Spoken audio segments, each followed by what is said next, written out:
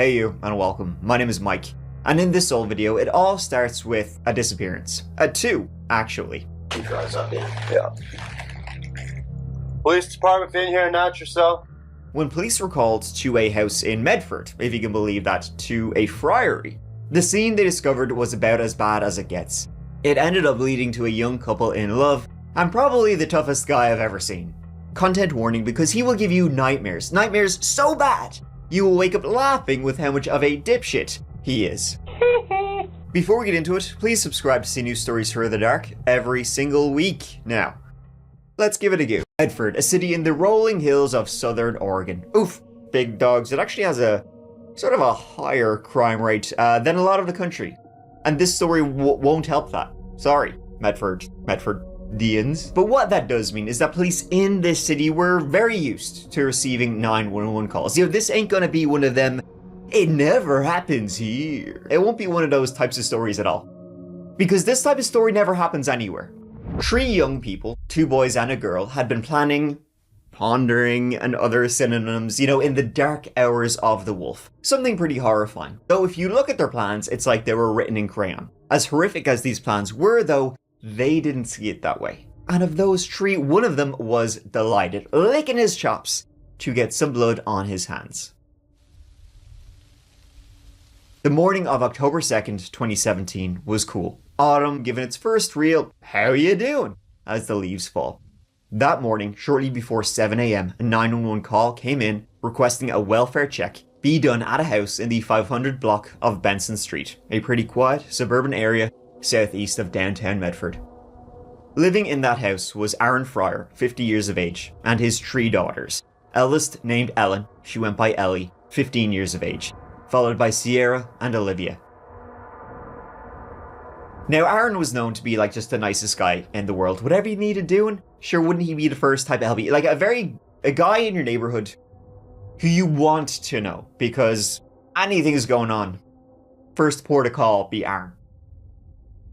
He had been married before to a woman named Maggie, but they had divorced, and that seems to have been pretty rocky for everybody involved. By all accounts, it seems, though, that now in, autumn 2017, they were on pretty good terms. They were, raising their daughters together. Every other week, they would be staying with, the other parent. And they were doing a fine job of it, too. The living was good in Medford, OR. Until it wasn't, of course. It was Maggie, Aaron's ex-wife, who called the police in the early hours of that morning at around 6:45 AM. Yes, that's where he lives. Okay. But there's nobody there right now. I'm just calling because we don't know where I don't know where my ex-husband or my oldest daughter is. I understand that. Something happened at the house. Something happened over there. Okay, when did your children come to your location? My children came to my location. 2 of my children came to my house about 15 minutes ago. Okay, and what did they tell you exactly? Their dad's gone, their older sister's gone, and there's blood everywhere. Okay. Something happened at this house, and we don't know where my oldest daughter is. We think she's with a boy. The 3 girls, their 3 daughters, had been staying at Aaron's house, but at about 6:30 AM, the 2 younger girls, Sierra and Olivia, had just shown up at their mom's house, banging on the door.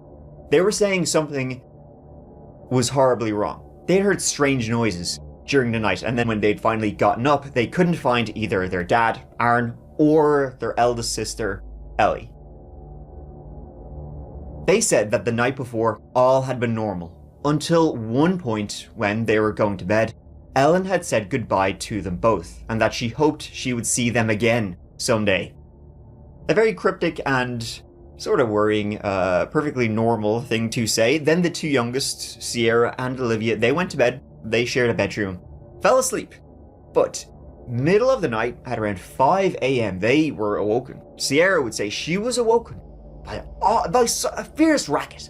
She had heard her dad yelling the F word. She had heard a dinging noise. She had heard a glass smash. She'd heard the sounds of something heavy being dragged and moved from somewhere else in the house. And she had seen 2 shadowy figures walk by the window outside the house. Fast forward then to this morning, Sierra and Olivia, they wake up and they were pretty young. I mean, Sierra was in middle school, Olivia was in elementary school, so they weren't exactly, used to being left alone in the morning. They're walking around the house, they can't find their dad, nor their eldest sister. The eldest sister had been sleeping in their dad's bedroom, their dad had been sleeping on the couch. They can just see a mess, sort of everywhere. But more than that, they could see on the walls and around the couch where their dad had been sleeping, little spatters of what appeared to be blood. No sign of their dad nor their sister, but there were signs of the worst possible kind. They then ran to their mom's house, which wasn't far away, and Maggie called the police.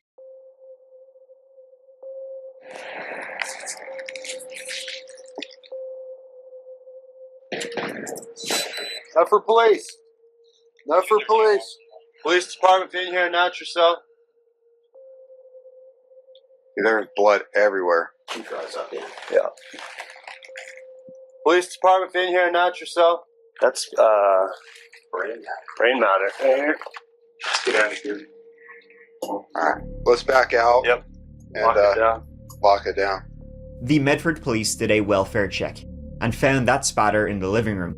Spatter meaning high impact hit, and with no people here, they must have been taken away, possibly murdered. And then there was a trail of blood leading from the living room to the carport at the side of the house. Had a body been, carried to a vehicle and then, vroom. You kind of see it starts from there and kind of goes all the way out and there's dirt. Goes out towards the carport. Yeah. Sure as shit looked that way because Aaron Fryer's car, it wasn't here. Luckily though, a neighbour, the next door neighbour, had CCTV on their property. So, knocking on his door, doing an investigation into your neighbour, have you got any CCTV? We see you got a camera. They could see Aaron Fryer's car leaving at about 5:30 a.m. Impossible though to say who or what was inside. A BOLO, be on the lookout alert, was then put out for that very car to all officers in the Medford area. The investigation had begun, but the begun was not good.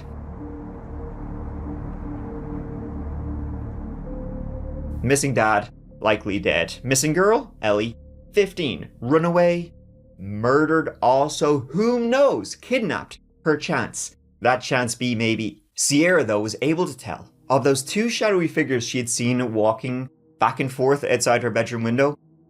There were two men, young men. One of them, she didn't know who it was, didn't recognize him. The other one though, she was able to say she had seen that morning, was a guy named Gavin McFarlane.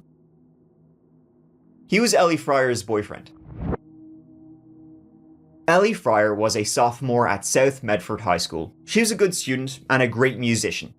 Big into band practice, she got a little bit of talent from her L fella. She was so good she even played bass clarinet. I didn't even know there was two of them in the Youth Symphony of Southern Oregon. Well, I'll be damned. And you know who else should be damned? That's damn Gavin McFarlane. He was 19 years of age, 4 years older than Ellie, and they had met in high school, but he was a dropout. His nickname was Trenchy. He says, quote, "Your ass is grass and I am the mower." That's 3 things you cannot get away with when you look like this. But Ellie, heavens to Betsy, she thought Gavin McFarlane was the coolest kid in town. He's the bee's knees. He'd show up, pimples glistening, struggling to lift his backpack, saying he's the lawnmower. And she would say, doesn't get any better than that. She'd been through her parents' divorce, which, as I said, had been rocky, and sometimes it can lead teens to make some very poor choices. Getting into a relationship with Gavin McFarlane was a poor choice. Now, to be fair, Gavin, though, was going through some tough times himself. He had dropped out of high school, he had been kicked out of his stepdad's place, he was couch surfing, basically, just living paycheck to paycheck at the restaurant where he worked. He seemed directionless. And Gavin had a friend named Russell Jones. And these two guys, alone, dipshits. Together, dangerous. I mean, we will get into it, but Russell, the protector, what a fucking headbanger he is. Some people in Medford who knew them thought that Gavin and Russell, they're just the local gobshites. Dumb and Dumber, the gruesome twosome. Others, though, thought that they could do some real damage if they wanted to. Thing is, they wanted to. Guys, as you can see so far, in this story, we are not dealing with, top of the class brain boxes over here. And more to come on that one. They probably could have used a little more nutrition in their diets. And at this time of year, I mean, we are in the deepest of winter now. We all could. I know that it's harder to get out of bed every morning. My immune system, it could use a little boost. And with all the family gatherings and parties around the holiday season, it's tough as nails to maintain a healthy diet, a routine, and give your body the nutrients it needs. Thankfully, this old video's sponsor, AG1, it's here to help. AG1 is the daily health drink that combines your multivitamin and probiotics, superfoods, and antioxidants into one simple green scoop. It's one of the easiest things you can do to support your body every day. Guys, you know the drill. Around the holidays, it seems that almost every single day, there's some kind of party you gotta go to. There's some kind of gathering you gotta do. There's some kind of travel you have to endure. And routine, workouts, that diet you've been busting your butt for, all out the window. That's why it's super important to have something in there to fill those nutrient gaps. AG1 Next Gen contains more vitamins and minerals than ever before, and it's clinically shown to fill common nutrient gaps. The pre and probiotics in AG1 also help support your gut health and digestion, because your gut needs more than just a probiotic. I mean, come on. That's common knowledge. AG1 delivers a blend of 5 clinically studied probiotics along with prebiotics. Together, they promote regular bowel movement, less bloating, and improve overall digestion. Come on, with all those beers you had last night, lighten the load. Oh, and did I mention that they come in delicious flavors like original, berry, citrus, and tropical? I just did. Honestly, folks, AG1, it is really, really cool. I take it every day, first thing in the morning. My brother, who runs marathons, he swears by it. All the multivitamins you need for cognition, for immune support, for gut health, right here. And it tastes delicious too. So head to my link in the description or click on the QR code. And when you first subscribe to AG1, you'll get an AG1 welcome kit, a bottle of vitamin D3 plus K2, a morning person hat right here. It's pretty cool. And you'll get to try each new flavor of AG1 and their new sleep supplement, AGZ. That's $126 in free gifts for new subscribers. Once again, folks, head to the link in the description for a whole heap of free things for new subscribers to get your 2026 off to a fantastic start. If you ain't a morning person and you want to be, you will be. Thank you so much to AG1 for sponsoring this whole episode. Now let's get back to it. One of the people who really didn't like Gavin McFarlane was Aaron Fryer, to the point he forbade his daughter from seeing him. That was a good choice on Aaron's part. A good choice that would have horrifying consequences for him and for everybody. So the police knew they needed to find Gavin. Also, as Sierra could say, he had been at the house that morning. Now, both Ellie and Aaron's cell phones were found at the house, so, they knew where they were. But they would be able to track Gavin McFarlane's cell phone and hopefully be able to find him. Cell phone tracking all the rage these days, and it led the police to the opposite side of town. It didn't give them an exact location, so what the authorities did was simply drive around the area. It seemed like, whatever happened last night, earlier this morning, they, whoever they were, had driven away in Aaron's car, so they knew what they were looking for, and hiding a car isn't easy.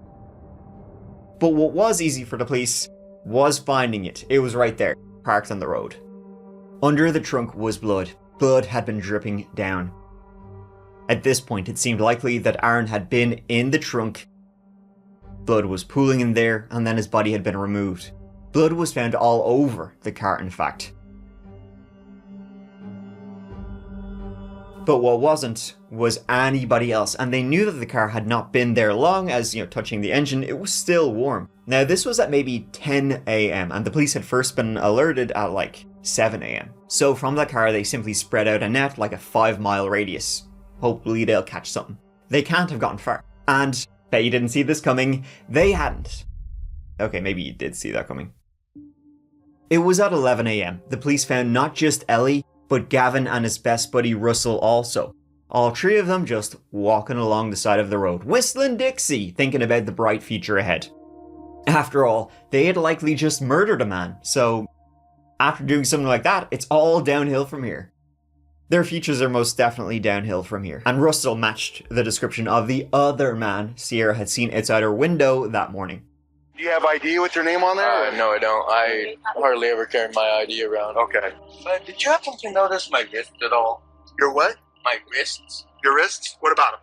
Well, Stick one. the Well, thing is good. that I can dislocate my wrist. Okay, don't do that though, please. Okay.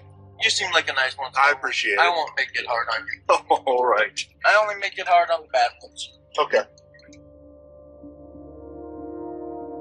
The police needed to know where and what happened to Aaron Fryer, so Ellie, Gavin and Russell were all taken in and questioned separately. Now you've got kind of like a Rashomon type situation where it's like interviewing three of them separately. Who do you believe?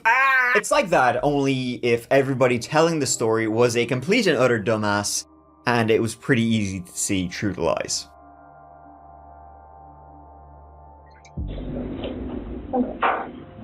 Hi. Hello. Are you Ellie? No, but I would like to know why I'm detained. Okay. So we got a call of concern at your house today, and your little sisters are pretty scared about what happened there. And so what we're doing is trying to figure out what happened. And the police went to your house, and we're also a little bit worried about what's going on over there. So this morning, your little sisters ran over to your mom's house and told your mom about something that worried them that they saw in your house, okay? And what that was a large amount of blood.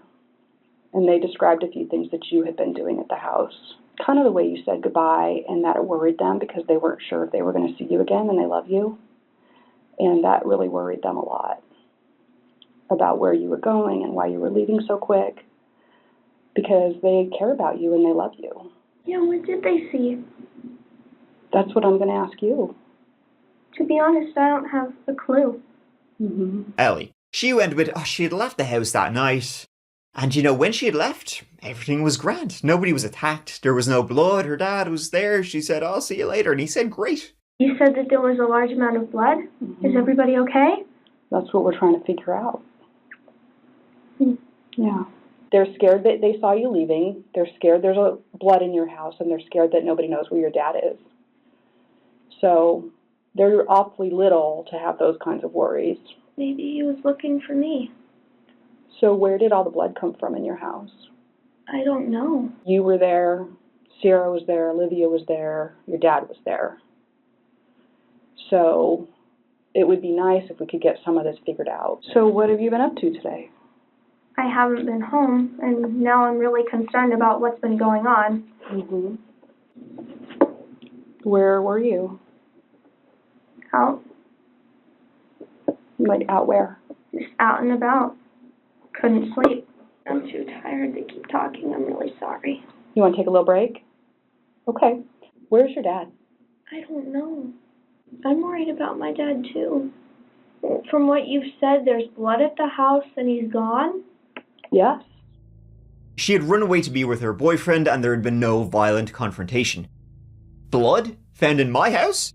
You gotta be shitting me. Meanwhile, the wild card, Russell Jones, he was also being questioned. Probably soundproof so that people, people can get loud at home themselves. Because sometimes we bring, drunks here from driving.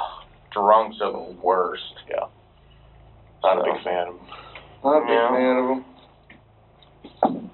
His strategy was pure chef's kiss, pure gold. He's insane, don't you know? He sort of played this like he was going to be the twisted Joker. Like he was going to drive the detectives insane. I'm not demanding, I'm asking nicely.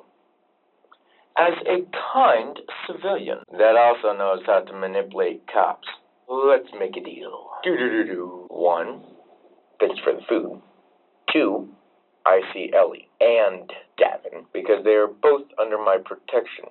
3, before you release Ellie to her parents or parent. So, we can do this the nice way, or we can do it the hard way and I can release my bipolar. Russell Jones, as you can probably already tell, bit of a character. He didn't have an easy life. His life was pretty tough, and he didn't make it any easier on himself either. He was autistic and bipolar and had been homeless on and off. He definitely seems like someone who had been a victim of something, probably when he was a child, for sure. In 2015, when Russell was 19 or 20 years old, he was convicted of third-degree sexual abuse of a child under the age of 16 and sentenced to probation and community service. So you might be thinking, woof, we got a bad hombre over here. Well, not really, because that very same year he was convicted of sexually abusing a child, he decided he was going to turn it all around because he only graduated from the School of Victim Helpers. I tried Googling School of Victim Helpers in Medford. Didn't bring up anything. I think he's the first graduate. This is his actual Facebook. It's pretty interesting. He had some interesting ideas, as you can see. Hey everyone, my name is Russell Jones. I'm looking to help anyone who is a homeless teen, run away from or want to leave a bad family situation, kicked out, abusive relationship, teen parents that parents say abort but that want their child, that have parents that are getting a divorce, that is stalked, that have legal issues that wasn't their fault. List goes on. Area of help, Ashland to Grants Pass. If you have or don't have money, I don't care. I will help anyone 25 and under. I currently live in Central Point, Oregon, but hope if I help enough people to expand to Grants Pass, then to a ex-military bunker that can hold 700 people. I'm looking for a select group of people under 30 to assist me in making a Red Dawn Expendables 18 group. Anyone in the USA only. I'm not ageisted USA, just more of a patriot than most people. Oh, I'm against. Okay, that's what it means. I know secrets that even Zone 51 don't even know. P.S. Even the real reason why Kennedy is 6 feet under. 2 words. Government cover-up. So do, Russell, do. Mother of God, he's putting together a team. Though more than that, he used his alter ego Facebook account because he doesn't want a government USA bad person to accumulate him or something like that. Tell us about yourself, Russell, or Mike Smith. That was his online pseudonym, so, he wanted a secret identity. Honestly, and I say this as a fellow Mike, you can choose a better name. Collecting cool things. Alright. Building cool things. Great. Helping protect others in a neutral way. Okay. Not sure what that means at all, but good for you. Then he posted in an album, 1 month before all of this unfolded, what I do for a living. Protect people. No feds assistance, cops don't care. By the book, can sometimes 50-50, my plan 9 out of 10 works. Did a dog write this? Then it's just lots of pictures with him and others, with guns, training, and a samurai sword. So it seems like Russell took on this sort of identity as like a force for good, protecting others. Kind of like a Batman-style character, a vigilante, a Dark Knight, if you will. And he took Gavin and Ellie under his wing. I actually started my own protection business. You actually started a what business? Protection business. What kind of protection? When people are, I know it's kind of risky. Uh-huh. But I work with people 20 and younger, legally considered a runaway. Okay, so you're going to protect, runaways? No, they need to run away for some reason. So you provide protection for runaways and get them, a place to live? Yeah. Okay. And he told all this to the police. Sure, he was basically one of them. He was like, went in there, had a cigarette, and said, hey, cop to cop. I'll tell you what really happened. We're basically on the same side. I protect people, like I said, but I try not to resort to violence. Good. I always try and talk to the person. Yeah. Her father is a drunk, compared to what she's told me. And I've only talked to him over the phone probably once or twice. He seemed really not that good of a father. Really? Yeah. He, Her father? Yeah. Who is her father's name, All I know him as if I know. is, Aaron. I did go over it that morning because Ellie Fryer's dad, Aaron, he was abusing her. He had to go. My plan was to tie him in the woods, have a stern talking to him, you do not do that to your family. And hopefully that would scare him, and me and Gavin and Ellie would drive off and leave him there, and he can walk go to back. California or somewhere else. I mean, that's kind of reading between the lines, because he would say they just went over there that morning. They didn't have the intention of murdering anybody. It just sort of happened. Then Russell said, shit, you want to see him? They drove 20 miles out of town to a remote hillside road beside a river, and Russell said, "Pull over here." He walked along the road and pointed down the embankment. Aaron Fryer's body was found on a hillside under a green tarp.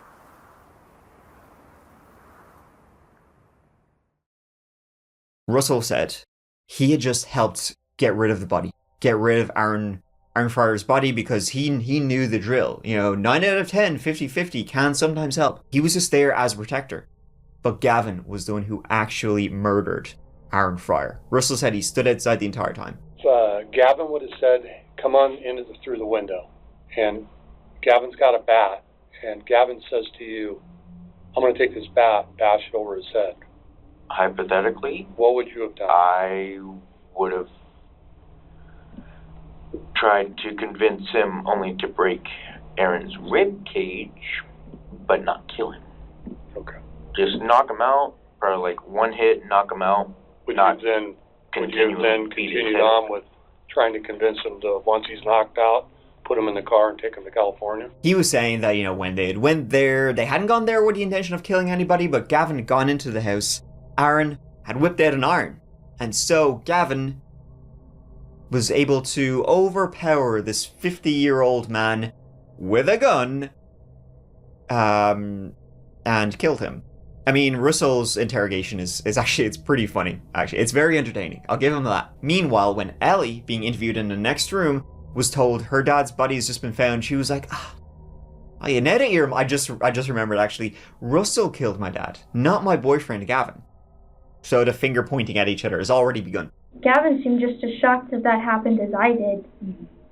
I think Mike took it too far, and I think Mike might have planned something, I don't know. Yeah. Because I heard a knock on the door, and Mike was the only one in the yard at that point. Then Gavin McFarlane, being interviewed in another interview room, was saying yes, Gavin had been fearing for his life. Aaron had found out that Gavin was dating his daughter, much younger daughter, and he was fuming, he was pissed. Aaron had even showed up to Gavin's doorstep, knocking on his door, demanding, you break up with my daughter now or else something bad will happen to you. So Gavin, fearing for his life, knew he had to do something, because he wasn't going to break up with Ellie. He wasn't going to break up with the underage girl he was saying, never. You gotta be kidding me. We don't know if this is something that's been planned out a long time ahead, or if this was just like last night, you guys decide to go over there and get Ellie the hell out of a bad situation. So what was the plan going over to Ellie's last night? Was it to pick up her belongings and get her out of that situation? Pick her up some stuff and get her out of there, yeah. Okay.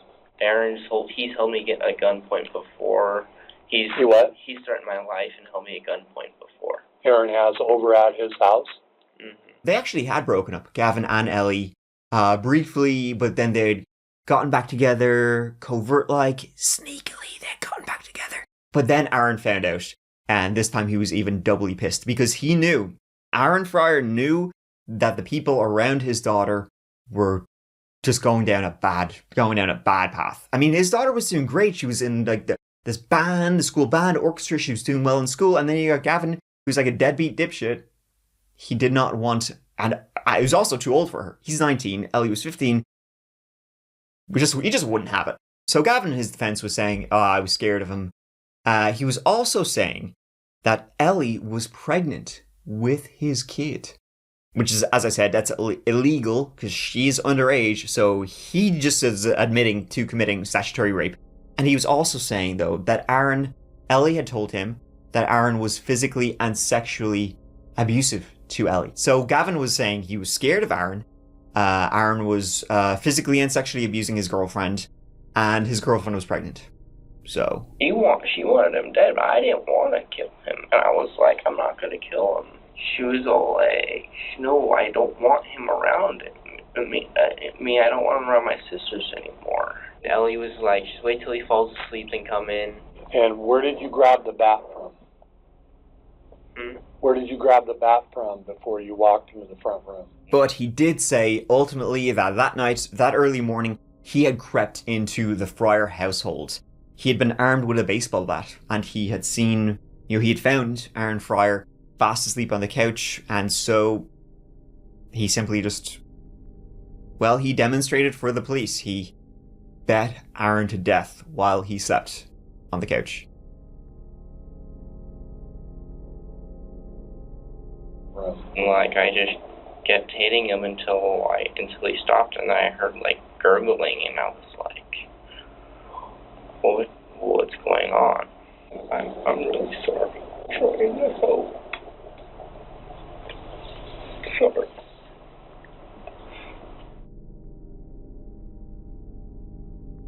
From the wounds found on Aaron's body, all of that seemed to be true. He had been bet to death with a baseball bat, repeated head trauma, and they even found the baseball bat. It was found near his body, like in the trees. Somebody had just thrown it into the trees and it had caught in the branches. In Ellie's interview, she went in circles for hours before the police confronted her with more and more evidence. What Russell was saying, showing them the body, what Gavin was saying, seemingly telling the truth or at least facts that matched the evidence. They then began to confront young Ellie directly. Were you saying things like, I want him dead? I don't want him around anymore? I don't want to be around my dad anymore. I want him out? Of my life. Okay. Well, when you tell Gavin, I want him dead, those are pretty specific words. You kind of have been playing games with me. You know darn good and well what was going to happen today. What happened? Where would you like me to start? I want you to start with the truth. So tell me about your relationship with your dad. Well, he used to be a good father, but he started getting abusive about 3 years ago. And you had told me about a time he called you mean names. Has that happened more than once? It happens all the time. He would get drunk, and wherever I was sleeping, he would come and he would lay naked with me. Why me? What is he doing to me? I have no idea what he's done to my sisters.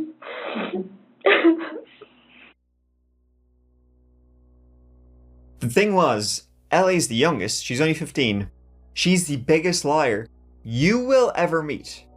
They could not believe a single word she said.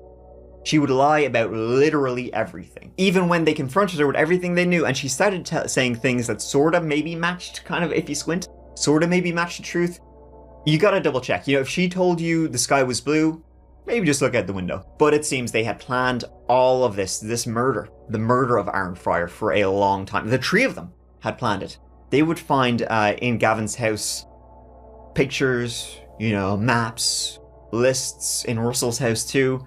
Maps of the Fryer house so that when they went in that night, they would know exactly where he was going to be. There was a to-do list, a plan A and a plan B, ending with move to California. And discovering text messages between the three of them, and specifically between Ellie and her boyfriend Gavin, the police started to believe that Ellie, 15-year-old Ellie, was in fact the mastermind of her own father's murder. She texted Gavin, "We need to make sure he's dead by the time we leave his house. You want to kill him now, don't you?" "I do. You can kill him in less than a minute, right?" "Probably." "He's snoring, but be very quiet. Come in. Open the window." "I did." That's a 15-year-old texting a 19-year-old to murder her own dad. Ellie, Ellen, it seems, was neither pregnant nor was she being abused by her dad.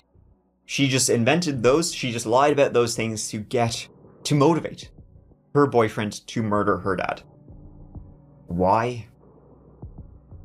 I think she was just a psychopath. And psychopaths don't need reason to do a lot of shit. Out of the three of them, Ellie was definitely the most startling and seemed most like just a complete psychopath. She lied about literally everything.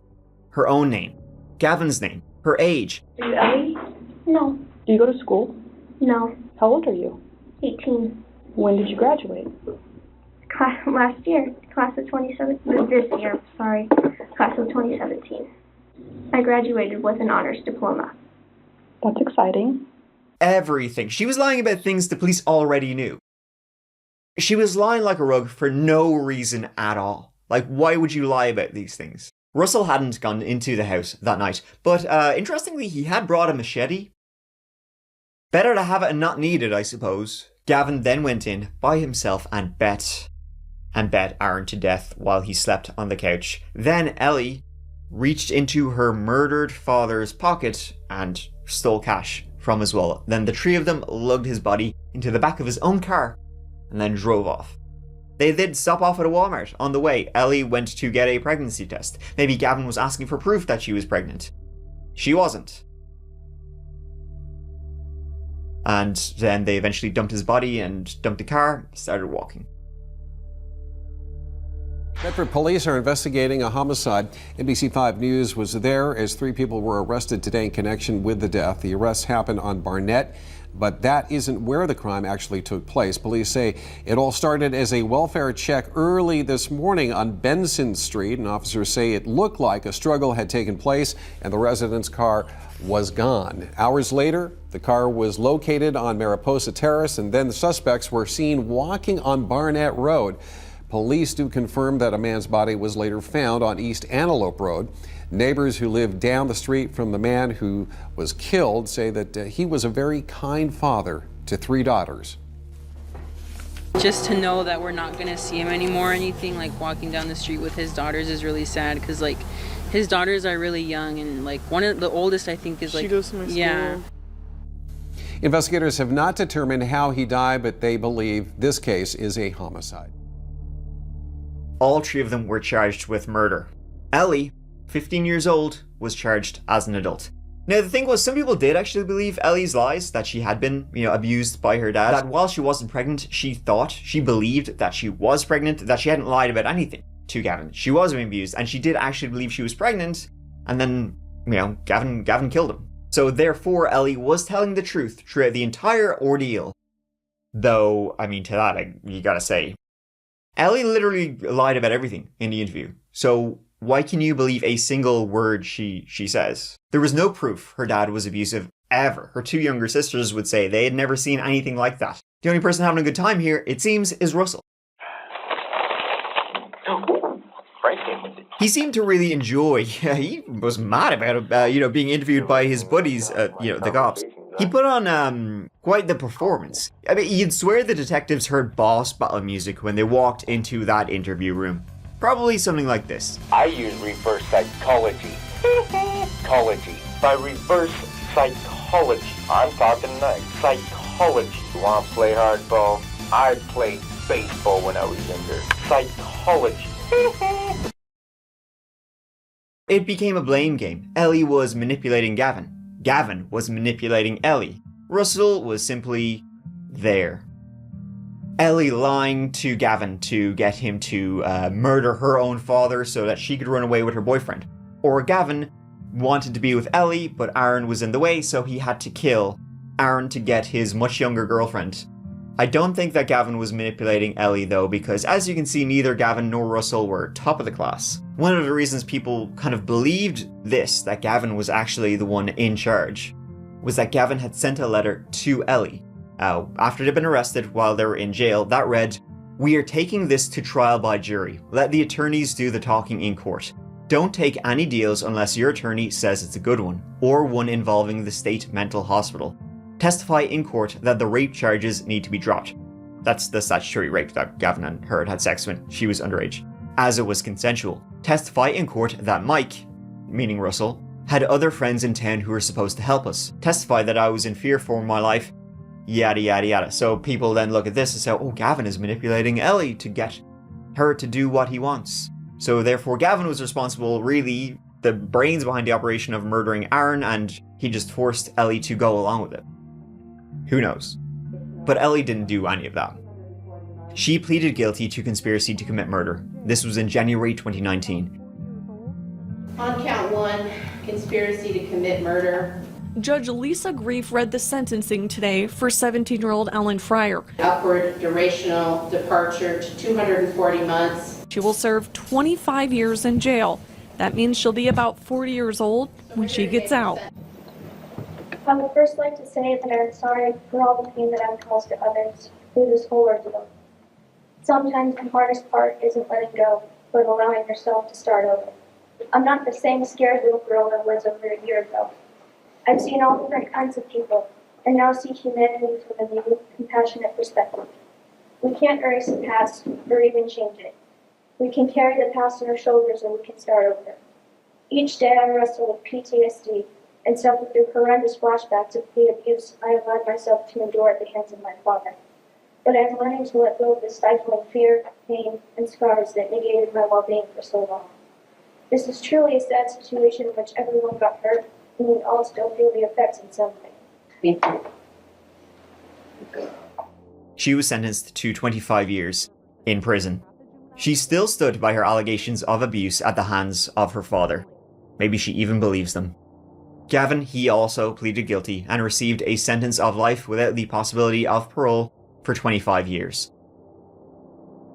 Russell, the clown prince of crime, he too was sentenced. He pleaded guilty to conspiracy to commit murder, and he was given a solid 15. Who really decided to murder Aaron? Who knows? Not Russell, we can safely assume. So either it was Ellie or it was Gavin. But in the end, they all did it. So I guess it doesn't really matter. They all have equal parts in this case. I mean, I don't know if Ellie was being abused. As I said, you can't believe a single thing she says. And serious accusations require serious proof. And the police investigating those allegations, they were never able to find any proof that Aaron was like that. He was known as a great guy. Nobody else in the family would say he was weird or creepy or anything like that. So it seems like she had just invented that. Like she invents everything. Regardless, we will likely never know the reality, because the accusations are coming from someone who lied about their own name and didn't seem remorseful for their actions. However, in prison, Ellie has been keeping her head down. She has studied and obtained 2 master's degrees, psychology and justice studies, so look at you. And poor Aaron, just trying to protect his daughter from predators. Psychopaths. Psychopaths who people knew would do something horrific one day. Just probably not this horrific. And that'll do it for this old one, everybody. Thank you so much for watching. This old video was actually filmed a few weeks ago. I've been kind of sick lately, so sorry about that. But I hope you enjoyed it anyway, because it was batshit bananas in the best, but also, worst kind of possible ways. No life insurance in this one, but hey, we'll get them next time. Main thing though, folks, is Merry Christmas, Happy Holidays, and Happy New Year. I hope 2026 makes your wildest dreams come true for you. No video next week, the week of New Year's, as I'll be taking some time off to spend it with my family. I hope you were doing, the very same, spending it with family, with loved ones, with friends, or, just doing whatever it is you need to do. Christmas, it is a really nice time for many of us, but for some people it can be pretty difficult. So do what you need to do, take care of yourselves, and if you feel like you need to call somebody, what better time? Sure, go on, do yourself a favor, and you can do somebody else a favor. And thank you all for so much of the love and support that chapter this channel has received, not just over 2025, but over all of the years since I started, which is wow, it's like late 2017 was when I started. 8 years. Fucking hell. I will be back with you all real soon, I guess on the first week of January, so you know what, please look forward to that. If you're looking for some more of That Chapter, you can check out the That Chapter Patreon. For $2 a month, you get early access to every video ad-free. There's also a playlist of Patreon exclusive videos, and there's a Patreon only Discord, so give it a go. Or check out the That Chapter podcast, which is brand new podcast exclusive episodes every single Monday, and then on Fridays, you get the audio of these stories. So, what better Christmas present to give, in my opinion? You can't do any better than that. But until the next one, please take care of each other, please take care of yourselves. Happy Christmas, and I love you.